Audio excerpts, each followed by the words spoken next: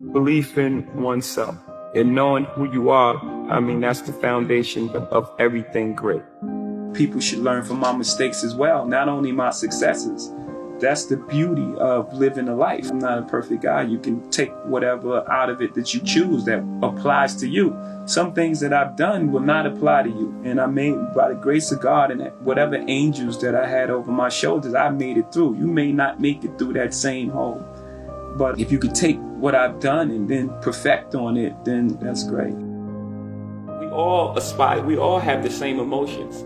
You know, no matter who you are, where you're from, we all have the same emotions. You know, we all want to be successful. We all have the same fears of failure. We all have this feelings of abandonment. We all want love. We have to stretch the audience. You know, it can't be a young man's game. It has to be a genre of music. You know, and what I do while recording is I find the truth. Whatever truth that I'm going through, it's a real emotion. If I say, I gotta learn to live with regrets. Now I can relate to that in my life, you can relate to that in your life, everyone can relate to it. So I find a true emotion and connect to that emotion rather than try to make a certain type of record or make a kiddie record. You gotta understand the reason, right? Why does that guy think like that? Right? How do you arrive at that point? You gotta also look at that. You have to look at that. You gotta look at the environments and places we live in and how things are set up and how things are structured and how we're always the last on the totem pole, even from our schooling to our roads, you know, everything that all the obstacles that's placed in front of us. If this is what I have to live for, then I'm gonna take the chance to get more. It doesn't matter. It doesn't matter what happens to me. My first album, but I never really took it serious. It was more of a hobby, and it was such a gift to me. Like it was a gift. Like it wasn't really hard for me to create raps. It wasn't hard for me to write rhymes and things like that. This is when I used to write. Like in my earlier days, I used to write every day, every single day, in the kitchen, banging on the table. My mom's like, "Please, get us a break back here." I had this green notebook. I used to just write every single day.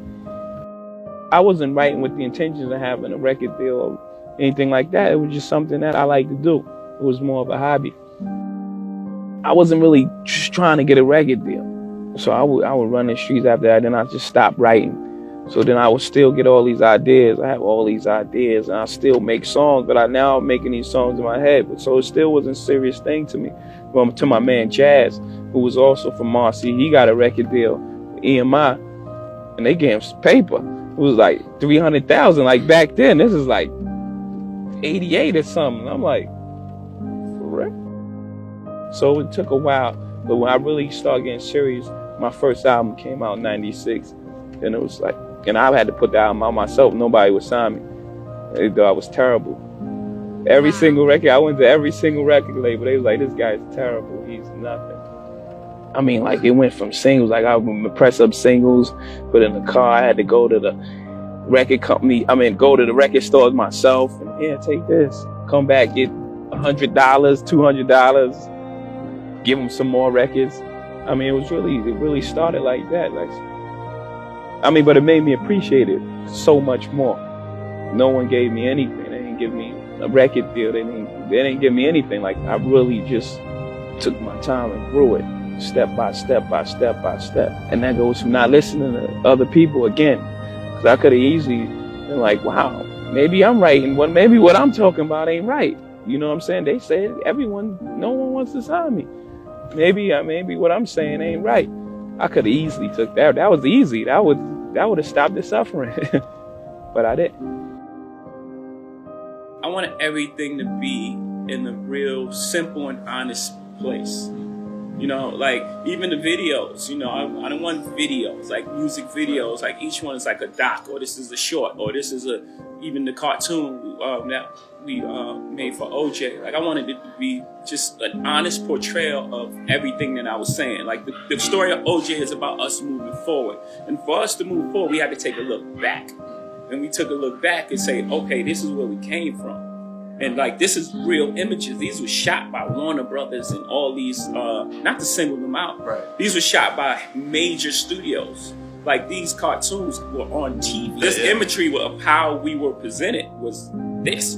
And I wanted to draw a thread between that's really happening now. It's still happening. It's just not as overt.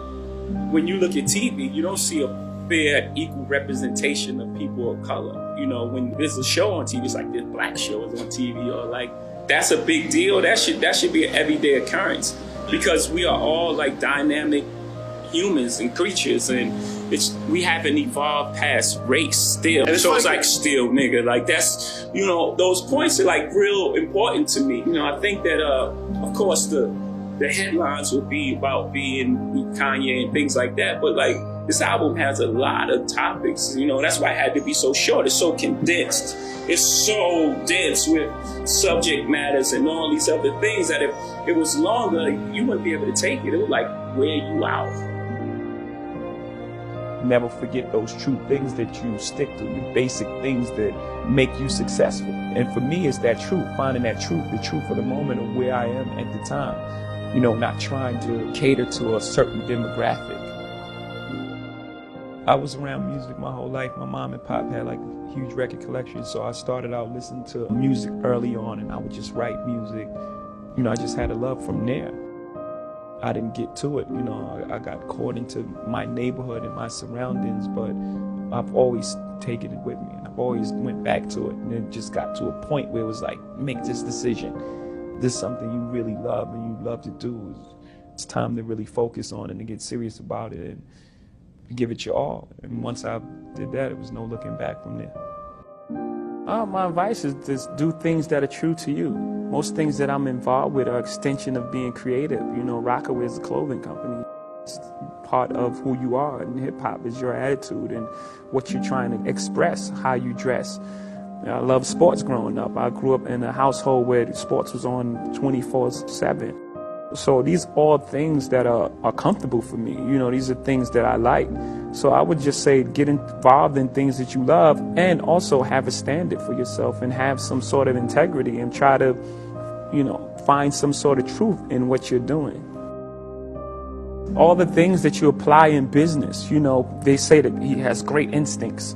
Well, on the streets, having great instincts can be the difference between life and death, not just losing a deal or incarceration, you know, which is less than death. And being a person of high integrity, you know, people want to deal with you in business, in trust, and honorable, a man of your word. All these things come to play in business world. I'm not condoning anything, any street activity. It's just the way it is. It's not about who got more money and who got more house. You know, you've earned it, buy what you want. But don't forget what's important. Without people, and just being rich would be very boring. No one to share with, no one to have. You know what I mean? Like, you just be a rich person, one person on the planet. Just like, well, then what do you do? Things don't happen to you, they happen for you. That's life. Everything is life. It happens for you. Everything is for your greatest good. You can't control the future. I mean, you can control it up to some point. You can't control what others do. You can't control anything. Someone can run a red light, and that's the end of everything. You know, you only can control what you can control. Seeing things from other people's perspective and what other people are going through, you know, helps me a lot. Was that somebody else that helped you get to that? Is that therapy? Is that group? Is that part of therapy? Part of being who I am, you know, but definitely a lot of therapy. I've been taught everything but emotional intelligence. You know, that's not what you're taught as a young man growing up in projects. You're taught to survive. I come from the school of making albums. I know right now, you know, everything being digital and everything being so fast and everything that, you know, separate, and people, you know. I try to make albums because for me, it's a capsule of time.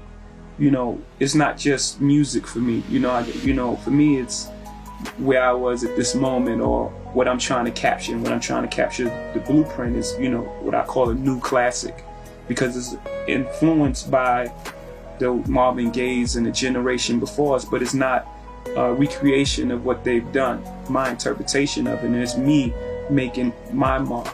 It's saying, here, this is what I want to be remembered as right here. I think every move made, like we're going to compare it to chess, I think every move made is to be learned from, whether it was a good or a bad move.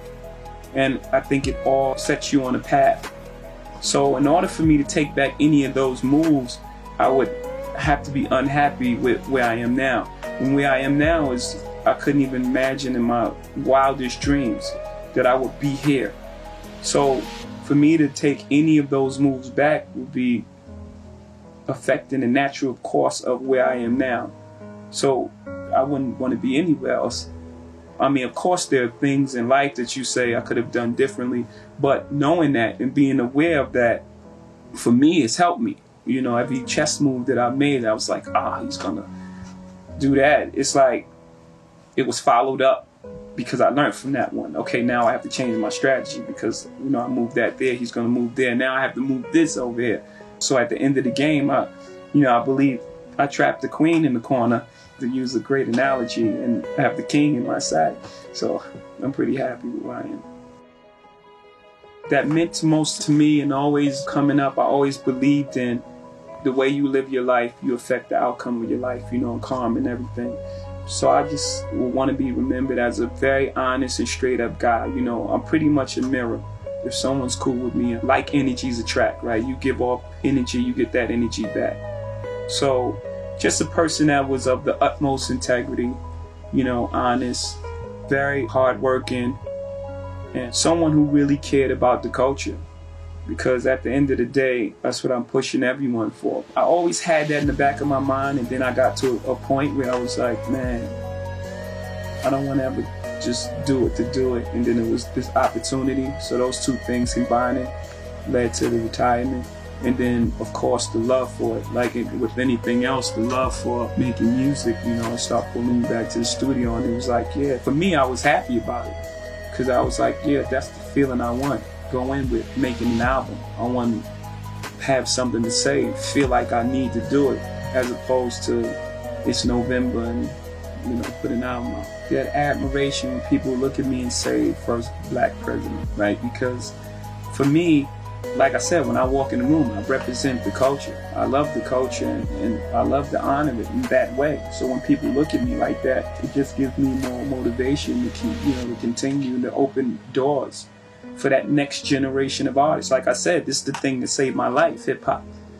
You know, I don't know where I would be without it. There were no backup plans. So for me, it's very important. And when people recognize that, you know, it just lets me know that I'm doing the right thing.